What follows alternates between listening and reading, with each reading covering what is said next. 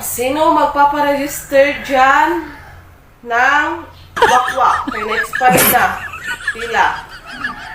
Ako po magpaparegister na po ako pagkawakwak po kay na-expire po ako naghahapon lang. Paglipad ko, nahulog ako. Buti na lang, nagpakaasok ako para hindi halata ng mga tao. A few moments later. Okay, bago tayo registered, kung makapiliin ka, mataba ang kakainin mo na tao o mapayat ang piliin mo na tao. Pag meron kang makita. Oh my God!